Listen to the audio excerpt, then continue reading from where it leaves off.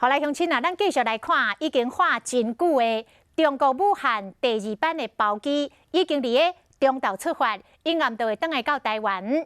讲分别由华航甲中国的东方航空飞2个班次，再返来470个人。啊，伫个中国乌北坐包机返来台湾的这批台湾人，2天前拢已经完成武汉肺炎的体检，拢确认是阴性的，拢无去挖到病毒。 22月23头一班武汉包机已经超过1个月啊，即马第2批要登来台湾的包机嘛有新的进展，还在紧密协商。你提到的人数大概就是400出头人啦。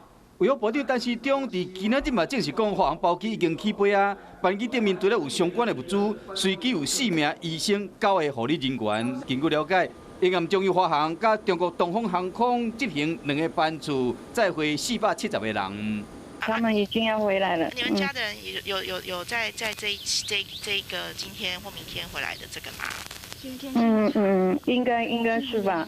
无得解释惊讲，望真久的第2批包机破局，留伫武汉的台胞家属拢无想要加讲。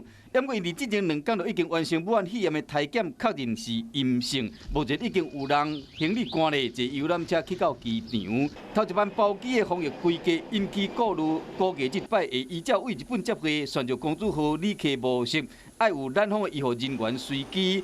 人客分开坐，全程无提供食的物件，嘛袂使用便所，所有人拢爱挂喙罨、挂目镜，并且穿隔离衣，爱确保返来民众以及台湾本地民众拢健康安全，无问题。